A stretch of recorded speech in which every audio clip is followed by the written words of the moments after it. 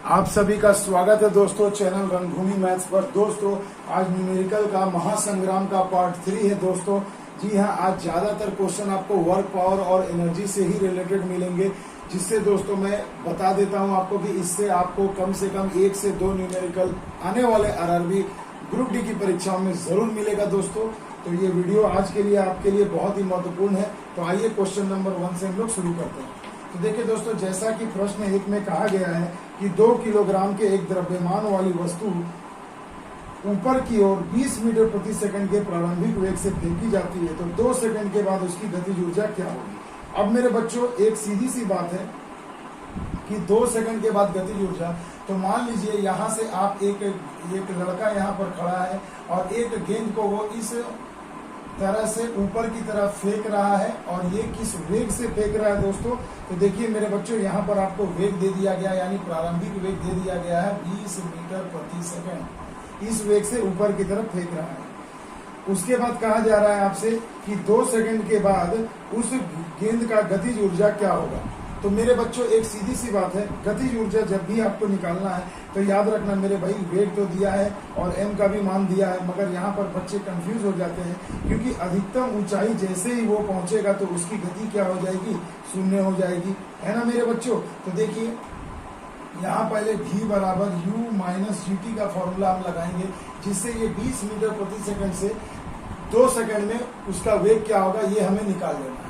तो देखो भैया, v बराबर u का मान आपको 20 मीटर प्रति सेकंड दिया है, g का मान आप यहाँ पर 10 पकड़ लेंगे और t का मान आपको दिया 2 सेकंड। क्योंकि ये 2 सेकंड जो आपको टाइम दिया है कि 2 सेकंड के बाद, तो 2 सेकंड के बाद उसका वेग कितना होगा ये निकालना बहुत जरूरी है। अगर वेग नहीं पता होगा तो गतिज ऊर्जा, देखिए काइनेटिक एनर्जी हम निकालते हैं, फॉर्मूला होता है 1/2 mv²। ये मैंने बेसिक वीडियो में बताया था।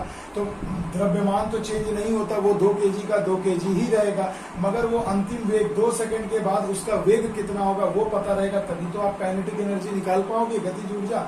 तो देखो v बराबर यहाँ हो गया 20 माइनस 20 यानी कि 0, यानी अब उसका वेग 0 हो जाएगा। तो 2 सेकंड के बाद उसके अंदर, उस गति करती हुई गेंद के अंदर कितनी गतिज ऊर्जा होगी। तो देखो v का मान हो गया 0, तो मेरे बच्चों 1/2, यहाँ m का मान बैठा दो 2 और 0 कितना वेग हो गया 0। तो ये पूरा होल क्वांटिटी क्या हो जाएगा, 0 हो जाएगा, यानी 0 जूल इसका आंसर हो जाएगा। तो मेरे बच्चों इस प्रकार आप देख सकते हैं, आपका आंसर हो जाएगा ऑप्शन नंबर 2। आ गई बात समझ में। तो बहुत ट्रिकी गेम था भैया, इसे हड़बड़ी में गलत मत कर देना। देखो बहुत सारे बच्चे यहाँ क्या करते हैं, u को 20 पकड़ के यहाँ v में बैठा देते हैं, 20 का स्क्वायर 400, 2 कट गया 400 जूल। देखो भैया, ऑप्शन में भी ऑप्शन नंबर 3 में आपको 400 जूल दिख रहा है। तो ऐसी गलती मत करना भैया परीक्षा में, क्योंकि ऐसे फंसाने वाले क्वेश्चन बहुत ज्यादा पूछे जाते हैं परीक्षा में। तो देखिए दोस्तों, अगला जो क्वेश्चन है स्क्रीन पर, बहुत ही इंपॉर्टेंट क्वेश्चन में से एक है दोस्तों, बहुत बार परीक्षा में पूछा गया था और देखिए आरआरबी ग्रुप डी में भी पूछा गया है। इसमें कहा जा रहा है आपसे दोस्तों कि 20 न्यूटन का एक बल किसी वस्तु को 2 मीटर विस्थापित डिस्प्लेस कर देता है और 20 जूल कार्य करता है, तो बल और विस्थापन के बीच का कोण बताएं। तो मेरे बच्चों याद रखना, बल और विस्थापन के बीच का कोण हमेशा एक याद रखिएगा, बेसिक फॉर्मूला मैंने बताया था, वर्क बराबर होता है F into S into cos theta. ये याद रखिएगा, ये S हो गया डिस्प्लेसमेंट, F हो गया बल और W हो गया कार्य, और cos थीटा हो गया बल और विस्थापन के बीच का कोण। तो मेरे बच्चों ध्यान देना, मान लो भैया इस दिशा में अगर विस्थापन हो रहा है और इस दिशा में बल लग रहा है, तो इनके बीच का जो एंगल होगा थीटा, यही कोण बल और विस्थापन के बीच का कोण कहलाता है। तो मेरे बच्चों देखो, यहाँ आपको काम दे दिया गया है कि 120 जूल काम कर रहा है, बल का मान दे दिया है 20 न्यूटन, विस्थापित कर रहा है 2 मीटर। तो कहा जा रहा है कि cos यानी बल तथा विस्थापन के बीच का कोण बताएं। तो मेरे बच्चों, बल तथा विस्थापन का कोण यानी आपको थीटा निकालना है, कुछ भी नहीं करना है मेरे बच्चों। बेसिक सा एक कंसेप्ट है, देखिए 20 न्यूटन है, 2 मीटर है और 20 जूल है, तो माफ कीजिएगा यहाँ 20 जूल है, 120 नहीं है। तो देखो ये 20 और 20 कैंसिल, ये इकाई से भी कट जाएंगे, तो क्या हो जाएगा 1/2 बराबर हो जाएगा cos थीटा। ट्रिग्नोमेट्री आपने पढ़ाई होगा, cos थीटा का मान कब होता है, 1/2 जब 60 डिग्री होता है, यानी cos 60 बराबर हम लिख सकते हैं cos थीटा, यानी थीटा इक्वल टू हो जाएगा 60 डिग्री। तो देखो मेरे बच्चों, कितनी आसानी से आंसर आ गया ऑप्शन नंबर 1, 60 डिग्री। अगला क्वेश्चन देखिए दोस्तों, स्क्रीन पर है, बिल्कुल आपके सामने है, मजेदार क्वेश्चन। देखिए दोस्तों, कहा गया है कि जब कोई वस्तु बल की दिशा में 1 मीटर की दूरी पर 1 न्यूटन बल के द्वारा चलती है तो किया गया कार्य क्या होगा। तो मेरे बच्चों किया गया कार्य क्या होगा, तो कार्य बराबर अभी मैंने बताया आपको F into S into cos theta. तो यहाँ थीटा जब एंगल नहीं दिया गया है मेरे बच्चों, तो आप सिंपली F इंटू एस भी कर सकते हैं। तो देखिए बल कितना है भैया 1 न्यूटन, और दूरी कितना तय कर रहा है उस बल के कारण 1 मीटर। तो किया गया कार्य न्यूटन मीटर यानी क्या हो जाता है, जूल हो जाता है। तो यानी यहाँ पर कार्य क्या हो जाएगा, 1 जूल। तो मेरे बच्चों बहुत ही बेहतरीन आंसर देखिए आपके स्क्रीन पर आ गया 1 जूल, यानी कि ऑप्शन नंबर 4 इसका सही जवाब हो जाएगा 1 जूल। तो आई होप आपको बेसिक कंसेप्ट समझ में आ रहा होगा। तो ऐसे ही प्रश्न परीक्षा में दिए जाएंगे दोस्तों, बस बेसिक फॉर्मूला आपको याद होना चाहिए। अब देखिए दोस्तों अगला जो क्वेश्चन है बहुत ही बेहतरीन है, इसे ध्यान से देखिए। एक वस्तु जिसका द्रव्यमान 15 किलोग्राम है तथा 4 मीटर प्रति सेकंड के एक समान वेग से गति कर रही है, तो वस्तु की गतिज ऊर्जा क्या होगी। तो मेरे बच्चों काइनेटिक एनर्जी गतिज ऊर्जा का फॉर्मूला अभी मैंने थोड़ी देर पहले आपको बताया, हाफ mv²। यहाँ पर देखिए 1/2 m यानी कि द्रव्यमान कितना है मेरे बच्चों 15 किलो, यहाँ लिख लो। और v कितना है मेरे बच्चों 4 है, वेग कितना है 4, तो 4 का स्क्वायर हो जाएगा।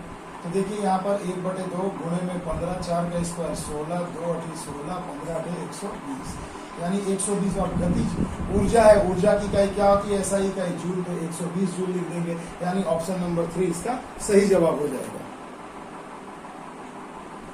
अगला जो क्वेश्चन है देखिए दोस्तों थोड़ा थ्योरी हो गया मगर ये भी ऊर्जा से संबंधित है, बहुत इंपॉर्टेंट है। देखिए आया हुआ है, कहा जा रहा है स्थितिज ऊर्जा और गतिज ऊर्जा के योग को किस नाम से जाना जाता है। तो मेरे बच्चों याद रखना, यांत्रिक ऊर्जा मैकेनिकल एनर्जी बराबर होती है potential energy plus kinetic energy, यानी कि गतिज ऊर्जा और स्थितिज ऊर्जा का योग किसके बराबर होता है, यांत्रिक ऊर्जा का। मैकेनिकल एनर्जी यानी कि यांत्रिक ऊर्जा, याद रखिएगा ये किसके बराबर होती है, यांत्रिक ऊर्जा के। तो ऑप्शन नंबर 4 इसका सही जवाब हो जाएगा। अब अगला सवाल देखिए दोस्तों जो स्क्रीन पर है आपके सामने, कहा जा रहा है 80 किलोग्राम का एक द्रव्यमान है, प्राप्त करने के लिए ऊर्जा का 9800 जूल खर्च किया गया, तो द्रव्यमान कितनी ऊंचाई पर प्राप्त किया जाएगा। अब मेरे बच्चों जब भी देखो ऊर्जा की बात हो और हाइट की बात हो तो आपको याद रखना है कि पोटेंशियल एनर्जी की बात हो रही है। तो एनर्जी ऊर्जा ही तो भैया, सीधी सी बात है, कार्य ऊर्जा में और ऊर्जा कार्य में बदलता है। तो यानी यहाँ पर क्या हो जाएगा भैया, पोटेंशियल एनर्जी यानी कितना हो जाएगा, ऊर्जा पोटेंशियल एनर्जी का मान हो जाएगा mgh। आपको मैंने पिछले वीडियो में भी बताया था, m × g × h। अब देखो मेरे बच्चों पोटेंशियल एनर्जी यानी ऊर्जा आपको दी गई है 9800 जूल, यहाँ बैठा दिया हमने। m द्रव्यमान दिया गया है 80 kg, हमने लिख दिया।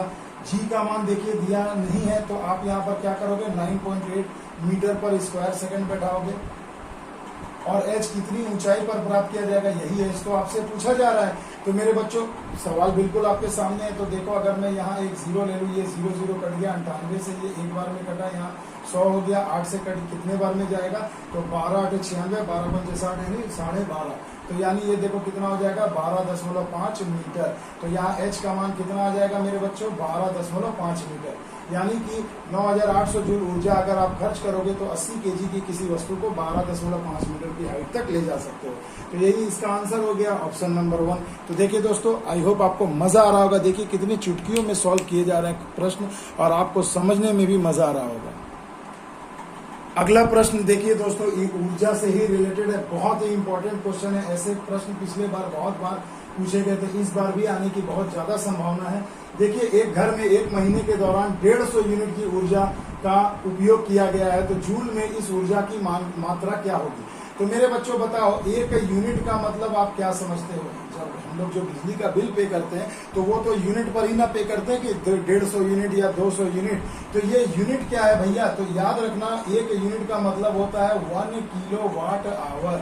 1 kWh जो मीटर जो रीडिंग करता है वो इसे ही रीड करता है। तो 1 किलोवाट आवर को ही हम लोग 1 यूनिट कहते हैं मेरे बच्चों।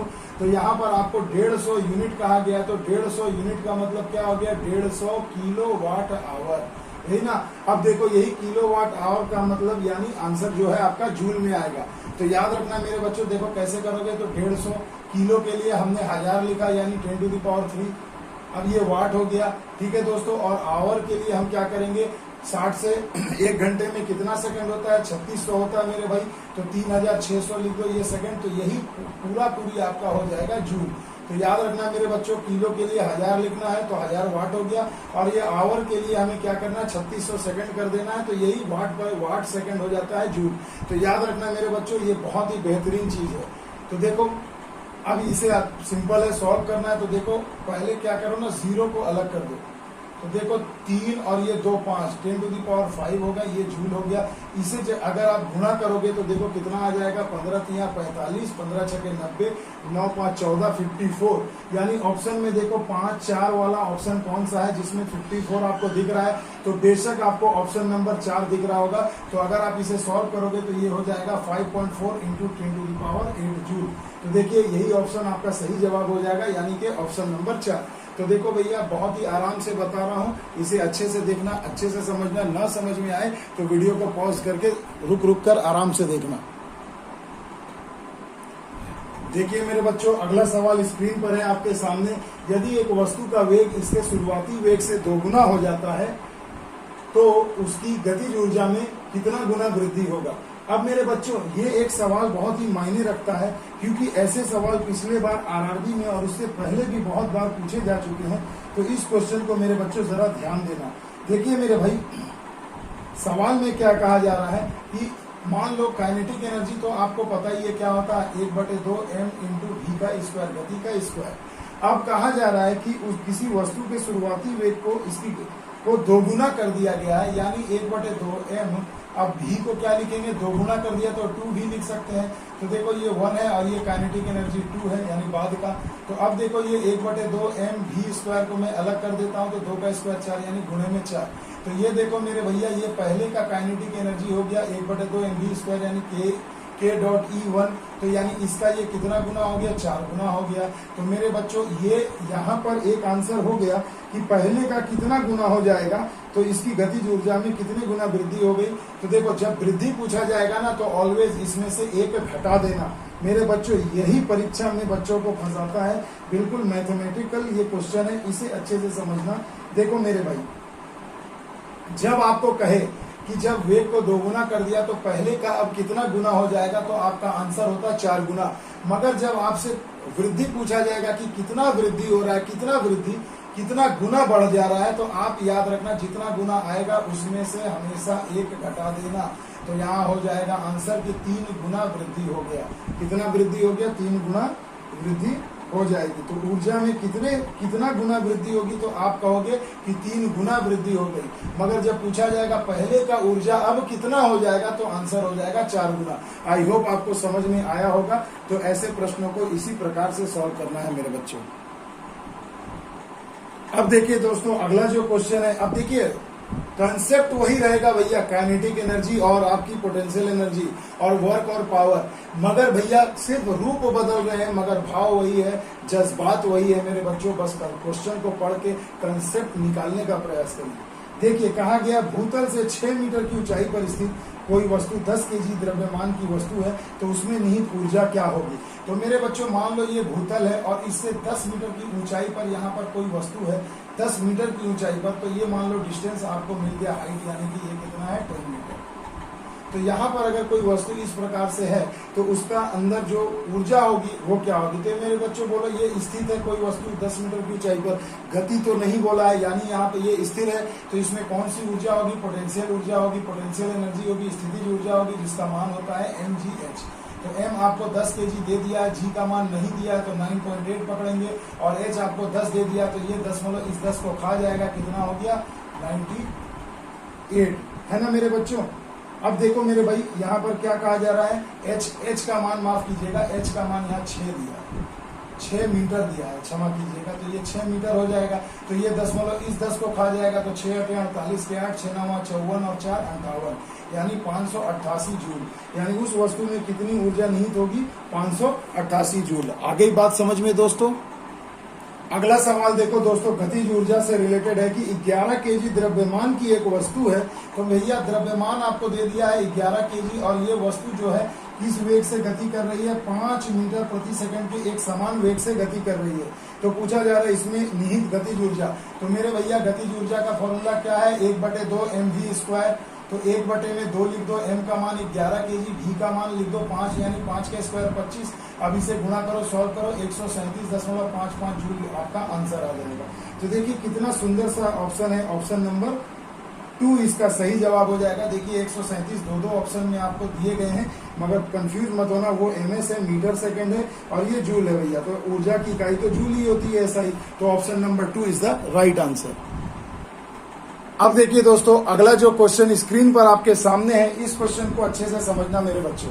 देखिए इस क्वेश्चन में कहा गया है कि धरती से टकराने से तुरंत पहले यदि 2 kg द्रव्यमान की किसी वस्तु की गतिज ऊर्जा 400 जूल है तो इसे किस ऊंचाई से गिराया गया था? मेरे बच्चों एक सीधी सी बात मुझे ये बताओ कि जब आपको गतिज ऊर्जा दे दी गई है, यानी किसी भी प्रकार की आपको ऊर्जा दे दी गई है और आपसे हाइट पूछा जा रहा है, तो आपके पास क्या फॉर्मूला है? तो देखो ऊपर से जब भी नीचे गिरेगा भैया, तो एक सिंपल सा कंसेप्ट आपके दिमाग में ये होना चाहिए कि भैया हमें mgh का प्रयोग करना है। तो मेरे भैया देखो, ऊर्जा एनर्जी दी गई है 400 जूल, और ये ऊर्जा किसके बराबर होगी? जब ऊपर से नीचे गिरा रहे हैं तो mgh पोटेंशियल एनर्जी, हाइट जब भी फैक्टर आएगा तो mgh कर देना। अब मेरे बच्चों देखो यहाँ m कितना है? 2 kg। g का मान आपको कहा गया 10 मीटर पर स्क्वायर सेकंड लेना है, और कहाँ से गिराया गया वही हाइट आपसे पूछी जा रही है, बराबर में 400 जूल है।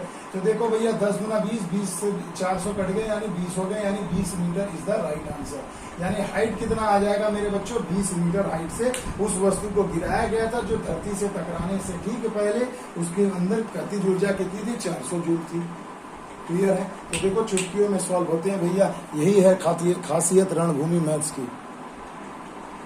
अब देखिए दोस्तों, ये सिर पर उठा के रखने वाला कोई भी भार, इस पर रिलेटेड बहुत ज्यादा क्वेश्चन पिछले बार के ग्रुप डी के पेपर में दिया गया था, पूछा गया था। देखिए इसमें क्या करना है, कहा गया है एक कूली 13 kg के सामान को जमीन से 1.5 मीटर ऊपर उठाकर अपने सिर पर रखता है तो उसके द्वारा किया गया कार्य। मेरे बच्चों सिर पर उठाकर रखेगा तो कार्य होगा, मगर सिर पर रखकर अगर गति करेगा तो कार्य वहां 0 होगा। यही कंसेप्ट पर आपको क्वेश्चन आया था और पिछले बार आया था, इस बार भी आएगा, और अभी मैं इस वीडियो में भी आगे आपको बताऊंगा डिटेल से कि क्यों सिर पर रखकर चलने से कोई कार्य 0 कहलाता है। देखिए मेरे बच्चों, आइए हम यहाँ पर, तो भैया सिर पर ऊपर उठाया, यानी आपको m दे दिया है कितना भैया? 13 kg। हाइट आपको दे दिया भैया 1.5 मीटर के हाइट पर रखना है। जी का मान आपको दे दिया गया है 10 मीटर पर स्क्वायर सेकंड लेना है। तो भैया mgh यही ना होगा एनर्जी, तो यहाँ पर ऊर्जा कितनी हो जाएगी? Potential energy. तो ऊर्जा ही तो कार्य होता है मेरे बच्चों, ऊर्जा ही तो कार्य होता है। तो देखो हम डायरेक्टली यहाँ mgh लगा करके इसे बना सकते हैं। जी का मान 10 और h का मान 1.5, ये मिला दिया, ये 10 को खा गया। तो देखो 13 दहिया 130 और 13 पचे 65, यानी कितना हो जाएगा? जोड़ दीजिए तो 195, यानी 195 joule is the right answer. मेरे बच्चों ऊर्जा ही तो कार्य में बदलती है और कार्य ही तो ऊर्जा में बदलती है, दोनों आपस में एक दूसरे में इंटरचेंज होती है। ये एक बेसिक थियरी है कि भाई कार्य करोगे ऊर्जा चाहिए, ऊर्जा है तो उससे कुछ कार्य कर पाओगे। तो इससे अच्छे कंसेप्ट नहीं हो सकता भैया दुनिया में, इसे अच्छे से समझो। आपका आंसर आपके सामने है। तो देखो मेरे बच्चों, अगला क्वेश्चन आपके स्क्रीन पर है, बहुत ही बेहतरीन क्वेश्चन है। देखिए कहा गया 2 केजी मात्रा का एक पत्थर विरामा अवस्था से एक पहाड़ी से शीर्ष से नीचे गिराया जाता है। 5 सेकंड के बाद इसमें गतिज ऊर्जा कितनी होगी? ऐसे ही प्रश्न इस बार भी आएंगे दोस्तों। तो देखिए मान लीजिए कि ये एक पहाड़ी है मेरे भाई, और यहाँ से आप किसी पत्थर को जमीन पर नीचे यहाँ गिरा रहे हो। तो विरामा अवस्था का मतलब होता है इनिशियल वेलोसिटी 0, फाइनल वेलोसिटी मुझे पता नहीं है, समय मुझे दिया है 5 सेकंड, जी का मान मुझे दे दिया गया है 10 मीटर पर स्क्वायर सेकंड। तो भैया क्या मैं यहाँ से फाइनल वेलोसिटी निकाल सकता हूँ? जी हाँ बच्चों, 5 सेकंड के बाद उस वस्तु की जो गति होगी उसी पर तो डिपेंड करेगा उसकी गतिज ऊर्जा। तो भैया v बराबर u प्लस gt, आपको एक बेसिक फॉर्मूला पता है, क्योंकि देखो नीचे जब आएंगे पृथ्वी के गुरुत्वाकर्षण बल की तरफ आएंगे तो g प्लस में होगा, और जब ऊपर फेंकेंगे तो माइनस होगा, ऊपर जाएगा। तो भैया देखो v बराबर क्या होगा? u 0 हो गया, g का मान 10 और t का मान 50। तो भैया कितना हो जाएगा?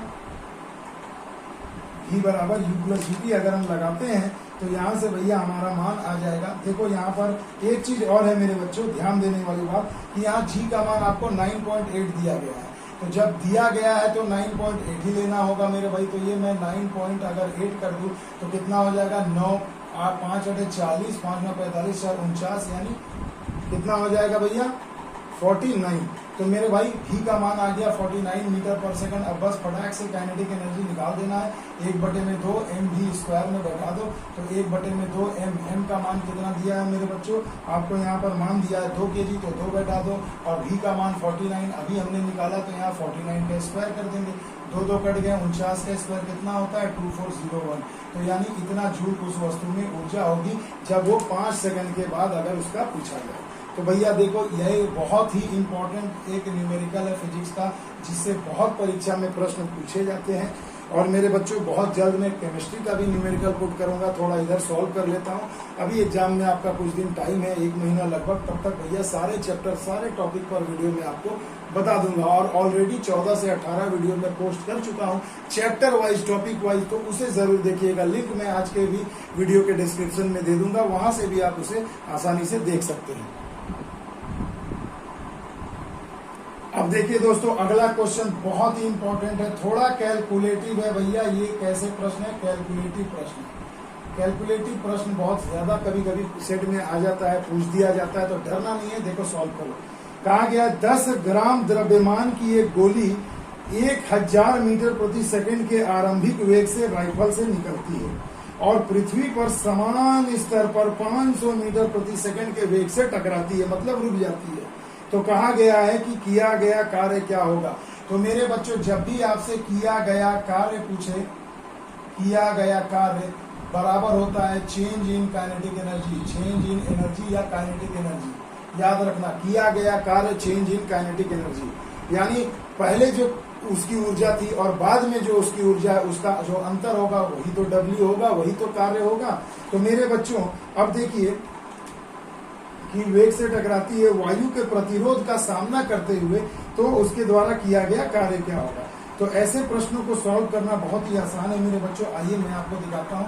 आपको पता है गतिज ऊर्जा है, तो भैया 1/2 एम का मान आपको देखिए क्वेश्चन में दे दिया गया है 10 ग्राम। तो 10 ग्राम लिखूं तो ग्राम को मैं किलोग्राम में बदल लूंगा, क्योंकि उत्तर देखिए आपको जूल में ही दिया गया है, तो आपको ग्राम को केजी में बदलना होगा, सीजीएस से एसआई में आना पड़ेगा। और अब सबसे बड़ी बात, 1/2 एम हो गया, ये एम भी स्क्वायर यहाँ डायरेक्ट आप मत करना, भी स्क्वायर क्या करोगे, दोनों ही गति का, दोनों ही वेग का स्क्वायर का अंतर। तो मेरे भाई यहाँ पर देखिए 10,000 है,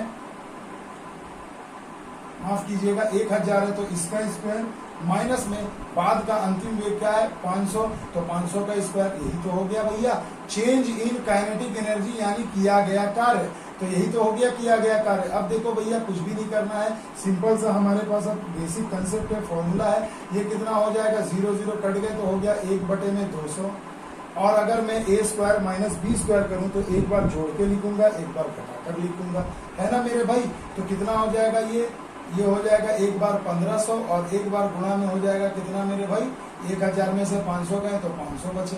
क्लियर है। अब सीधी सी बात, नो बकवास, 15 × 5 = 75, 75 का आधा कितना होता है 37.5, 375।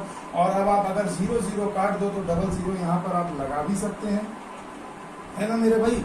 तो देखिए 1000 और ये 500, 1500 हो गए, और यहाँ पर आपका 1 0 कट गया, यानी 3750 जूल हो जाएगा मेरे भाई।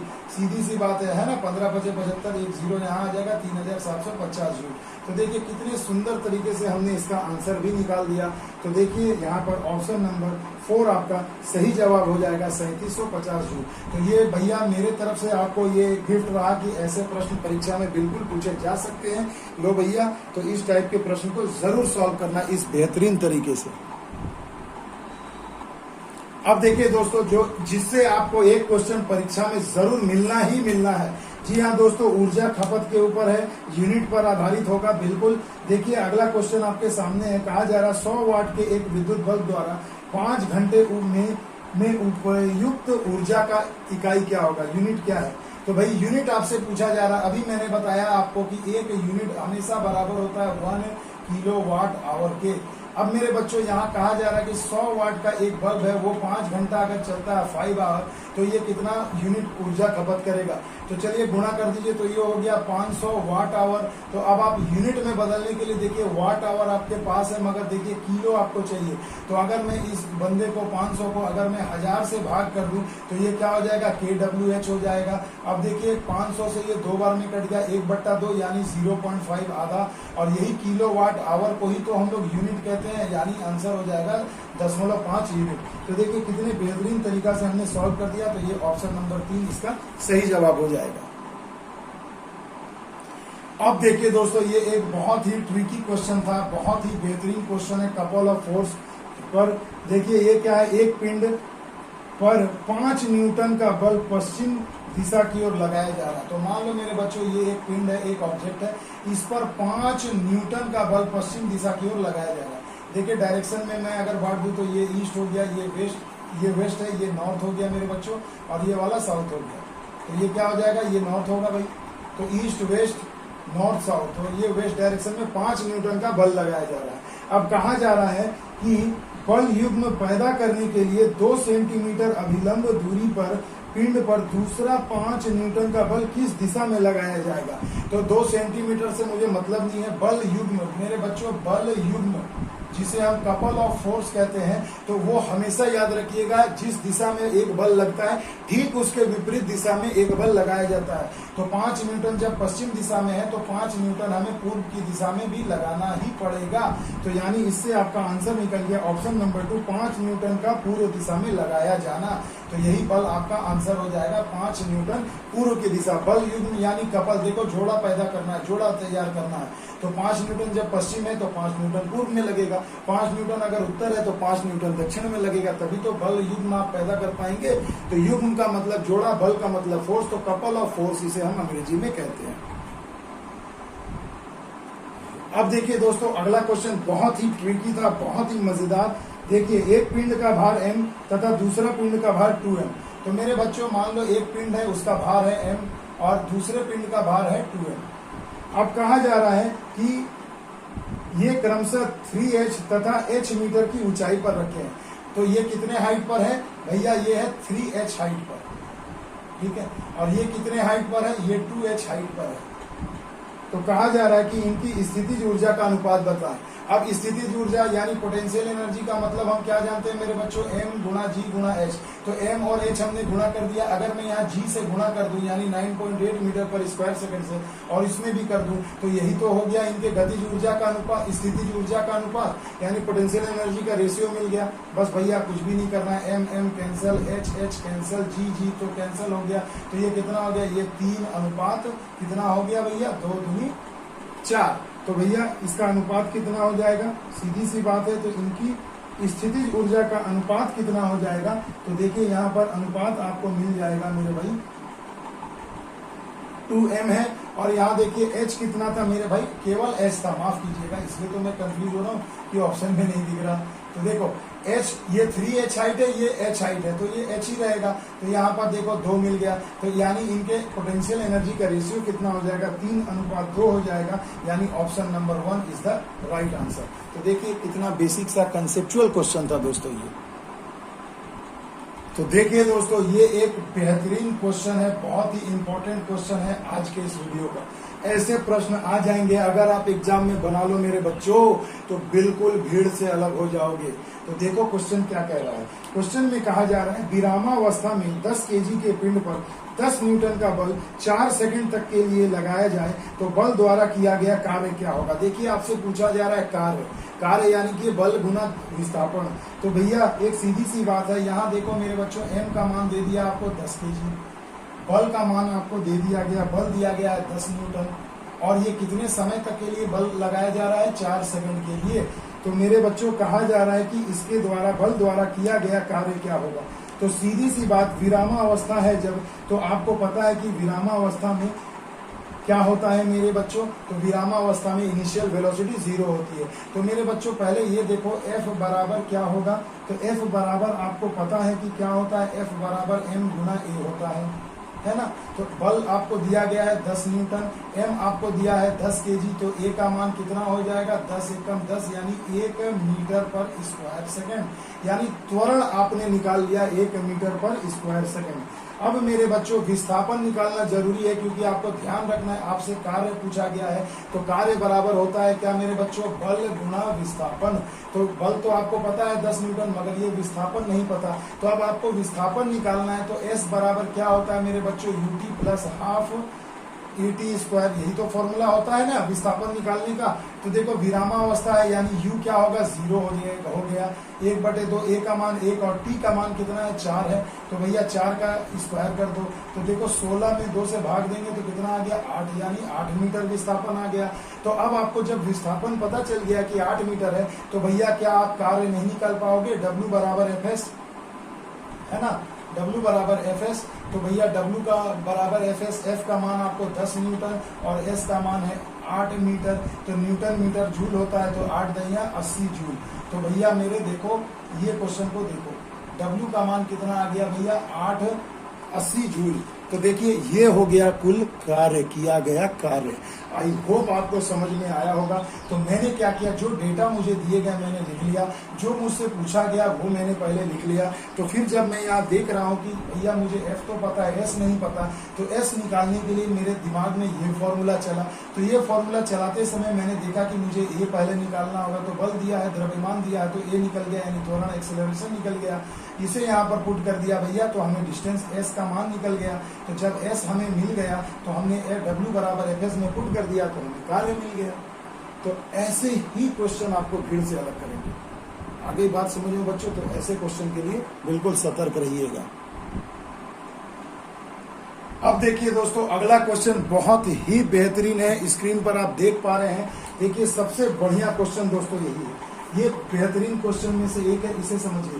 कहा गया है कि 1 ग्राम और 4 ग्राम के 2 पिंड हैं, समान गतिज ऊर्जा से गतिशील हैं, तो उनका संवेग का अनुपात क्या होगा। तो मेरे बच्चों पहले ये जानो कि काइनेटिक एनर्जी और संवेग में क्या संबंध है। तो ये काइनेटिक एनर्जी इक्वल टू होता है P²/2m। क्या होता है मेरे बच्चों, P²/2m। कभी कभी MCQ में ये भी क्वेश्चन आपको पूछा जा सकता है, तो इसके लिए तैयार रहिएगा कि काइनेटिक एनर्जी बराबर होता है संवेग का स्क्वायर/2m। तो अब देखो भैया संवेग और 2m में क्या संबंध है, तो देखो दोनों डायरेक्टली प्रोपोर्शनल होते हैं। तो यहाँ पर स्क्वायर है, यानी मैं कह सकता हूँ P² समानुपाती 2m, यानी 2 को भी हटा दो कांस्टेंट है, तो मैं कह सकता हूँ कि P² समानुपाती होगा m के।